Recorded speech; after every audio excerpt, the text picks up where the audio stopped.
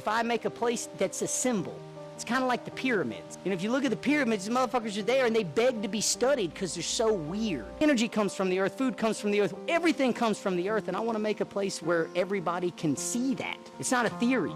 It is, but you've been distracted by all this bullshit that they call you as reality. Your job is bullshit. Your fucking grocery store is bullshit. The things on your feet that you keep from your real shoes from growing, they're bullshit. People are watching this like I'm a show, like this is a social media production. This is my fucking life that I'm bearing for all of you to see through great effort, so you might see something that lets you wake the fuck up.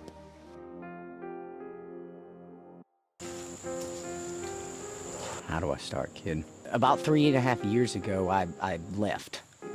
My wife divorced me, I left. Just said, fuck society. I'd done everything they told me to. You know, I got out of prison on 8, 9, 10 with $50 of clothes on my back and the love and support of my family, and just started working. And looking for freedom. I didn't want to work for other people. I wanted to work for myself. That wasn't enough. I had to own my own house. That wasn't enough. I had to get out in the country. That wasn't enough. Then I left. I got in a van when everybody had rejected me. And I left again. It wasn't right. I went around just kind of like a journeyman, equipping myself with knowledge in various places. I ran ultramarathons, won ultramarathons. I learned solar. I lived off grid. I became undetectable. Nobody knew where I laid my head at night because I lived in a van. But I did not feel safe in America anymore, man. I can read the writing on the wall. I don't care if anybody else notices it, I do. That place is fucked from the top down. There's cameras on every street corner. There's federal troops in 13 states literally snatching people off the street, women and children, and taking them I don't know where. It's literally 1940s Germany playing out in front of us, and I initially was coming here just to do the homestead, but about 2 weeks before I was left, no, I knew it was time to go. I feel like something bad is going to happen on planet Earth that is far out of our control, far bigger than us, and is going to affect us grievously. And even though I'm a man of many talents and many skills, I am far lacking in what I need to survive in the real world. You know, I can make money, I can build a house if you give me lumber from the store. Well, I can eat all day if you give me food from the store. I don't know how to exist apart from society, and I realize that. And in Costa Rica, I found people who do. They get wood from the trees. They grow all their food right here, and they live very simply. In fact, the Costa Ricans live 16 years longer on average than Americans. I haven't seen a single chemtrail here. There are no cameras in the streets, none. Every corner of my hometown is ate up with cameras, and I don't know why. Why are they recording us there? Here, nobody cares what you do. They have a bunch of laws, but nobody really shows up to enforce them unless you're acting grievously. There's a lot of respect for nature. There's a huge family connection. There's not a lot of screens, not a lot of technology, and this place just fits my vibe. It's the first place that ever felt like home, and I had been looking for home for a long time. Costa Rica wasn't even on my radar. I had never thought of coming here. I was planning to go to Uruguay to find a remote colony living out by a sea lion population 4 hours from anybody. That's where I planned to go. One day I was in a terrible mood, a bunch of shit had happened, and I saw a flight deal for Costa Rica ongoing, and I just booked 2 tickets. I sent Alex a text, said, I got these tickets, you can come if you want, if not, I'll cancel yours. And of course she went. 4 months later, I bought a house here. Really strange, because I travel all over the world, and came here and just hit the buy button. And listen. Not a man-made sound around. Toucans, birds, a dog maybe. Man, I'm here in the real world where I feel like I need to be, and I'm about to bust my ass to learn skills like pulling water out of the river and actually feeding myself, which used to be the only requirement for life. But now, you gotta have an address, a phone, a driver's license, a birth certificate, just to exist. And I don't agree with any of that. And so I wanted to come here. It's also taken a toll on me. I'm not the same happy-go-lucky Joe I was when I was a kid. I used to be a barefooted country boy, without a care in the world, just running around catching snakes, fishing in the woods, looking at the stars.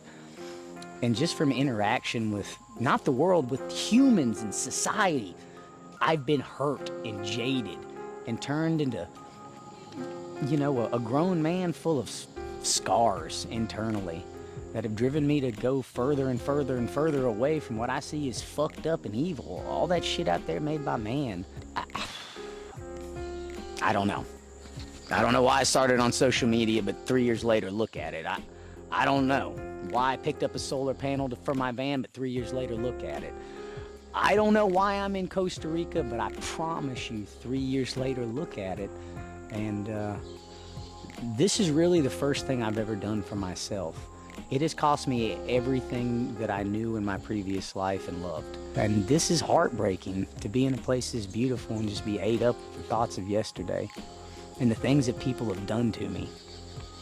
And that's what drives me crazy. I can accomplish anything I want. I can run 50 miles in the mountains. I can build a house by myself with no help.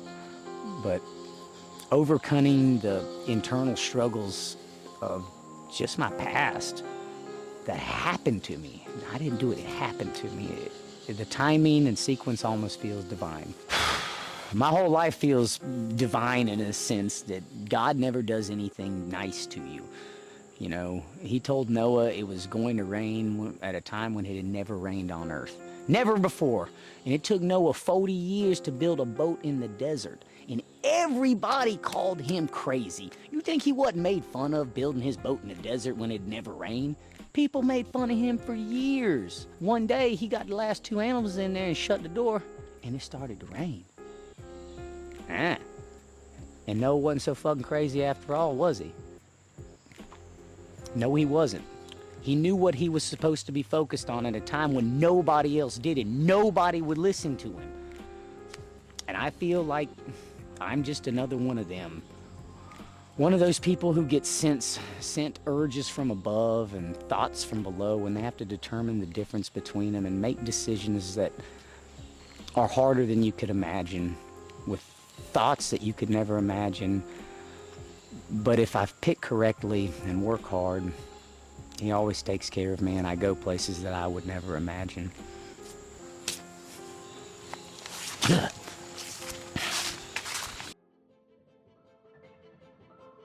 I don't know if I'm looking forward to it. In a real sense, it's going to be the most interaction I've had with outside people in my life. It's going to be prolonged, 24 hours a day, right here with them. I'm a strange dude with strange habits and a strange lifestyle to most normal people, but it's the only way I can see life living. I have been living in reality for a while by choice. That's why I don't use air conditioning or hot water. That's why I stay in the woods. I try and live in the natural world. It's how I want to live, and I'm curious to see how other people will respond to what I see as reality. We have Leaf, Adam, Nate, and Mason. Leaf is a Hawaiian who lives off-grid and has been a carpenter his whole life.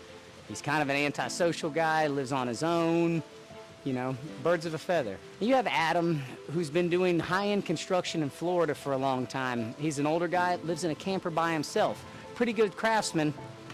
Not sure what he'll do with all these unstraight edges and rough cuts. And then you have Nate Hop, who is just a frequency being from what I can tell. I don't know where he lives. I've talked to him, he's been in 3 different places.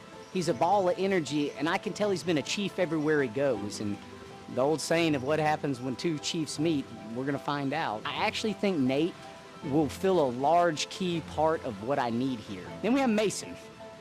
Mason's the oddball. He's the wild card. He's a 25-year-old kid, 23? I don't know. 25-year-old kid who lives on a native reservation.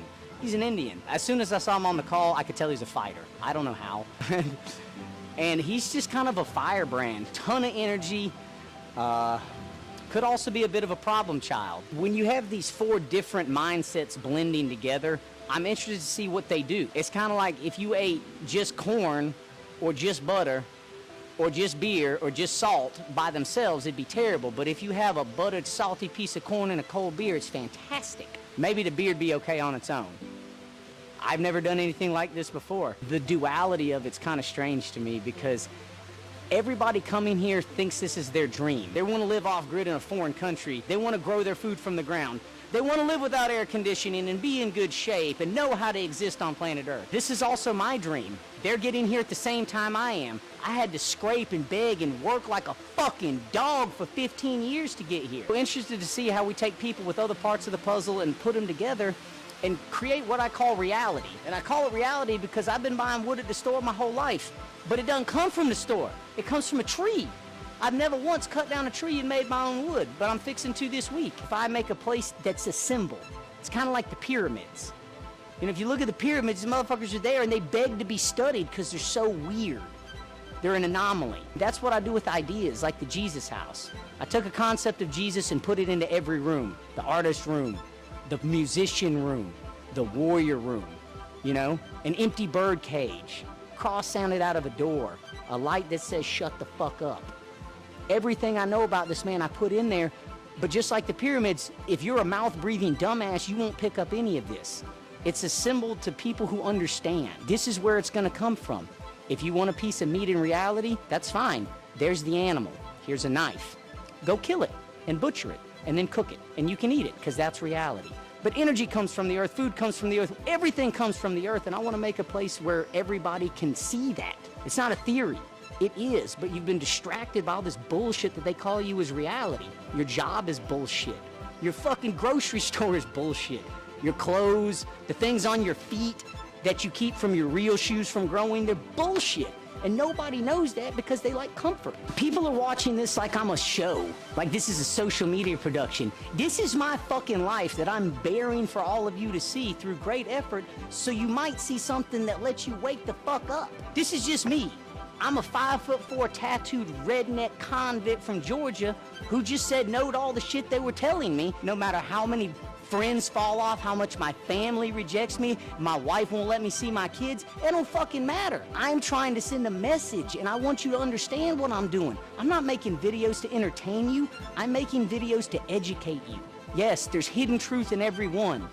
If you pay attention, you'll see it. You don't need the government to keep you safe. In fact, the safety is a fallacy. They're here to control you and scare you into control. Money is not here to help you, it's here to trap you. It's like nicotine. Once you start, you're stuck forever. If you see this and you want to do it, that's not some video, that's your internal call going, there's something real there. And you've been lied to so long by the media, you don't even know what real is. You don't even know what's real. There's a barefooted hippie sitting in front of you with just a camera, the only device I have to show you a brief glimpse of what I know is reality for this moment in time, which will never happen again. It's a digital memory. And I want you to see the memories that have entered my head and what has made me into the person I am today. Because if you had these experiences, you could not live like you live. You couldn't do it, I promise you. In prison, you were given everything you need for life. You were given a bed, you were given security guards to make sure you don't die. You're given 3 meals a day, you're given clothes, they wash them for you, you have health care, you have a fan, you have a bathroom, indoor plumbing, everything needed for life, but it's the worst place ever. Why? Because there's no comfort there. You can't get out, and you know it. If you had fast food and strippers and cocaine and TV, all they wanted, nobody'd ever leave. They've taken and they've filtered, they've changed the world. It's not the world anymore. The law of the jungle is the only planet there is on planet Earth. That's it. They've made all these rule books, and there's only really one. The strong and the wise survive. But they've supplanted that by a red light that tells you to stop. Why? Anytime you see red, you stop. Anytime you see blue lights, you clench up. You've been trained like Pavlov's dogs, a little bell. They make a symbol, and you react. There's a badge, you straighten up. Oh, wow. I'm telling you the truth, ain't I? I can go down this rabbit hole forever. If a tree falls on your house, what's my instinct? To fix it. What's your instinct? To go straight to the local county office and ask for permission to fix your house. Why? Because they told you that was the truth and you believed it. And I've realized that through the strange lens of social media, you can reach more people sitting there staring into their phones looking for inspiration than anywhere else. That's where they are.